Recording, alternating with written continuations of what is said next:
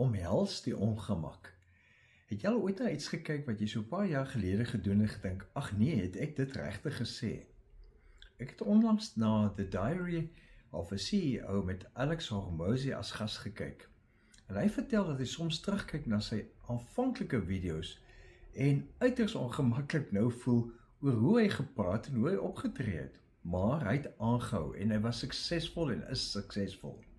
Waarom het hy aangehou? Omdat sy doel groter was as sy ongemak. Hy sê, you must embrace cringing. En hy gebruik eintlik 'n baie sterk uitdrukking op 'n stadium om te sê, someone's version of you has to die. Dit beteken nie dat jy jouself moet verloor nie. Dit beteken dat jy die weergawe van jouself wat bang is vir kritiek, vasgevang is in ander mense se goedkeuring of altyd gemaklik wil wees, soms moet plek maak juis vir die jy wat jy besig is om te word. Interessant genoeg ondersteun wetenskaplike navorsing hierdie beginsel. Woolley en Fishbach het in 5 eksperimente met meer as 2000 volwassenes gevind dat mense se motivering en volharding kan toeneem wanneer hulle ongemak interpreteer as 'n moontlike teken dat hulle besig is om te groei. Die Bybel gee vir ons juis 'n wonderlike perspektief hierop.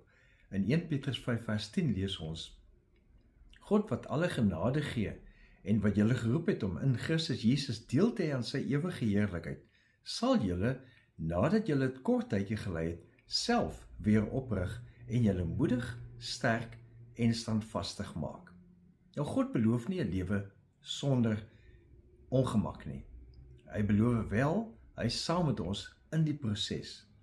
En miskien is die ongemak wat jy vandag ervaar, die ongemak van leer, van loslaat, van 'n ou weergawe van jouself prysgee, sodat jy iemand nuuts kan wees en word. So omhels die ongemak. Moenie jou roeping prysgee, net omdat die proses ongemaklik voel nie. Want soms is ongemak juis die plek waar hoop begin groei, 'n nuwe jy wat opstaan. Leef geïnspireerd.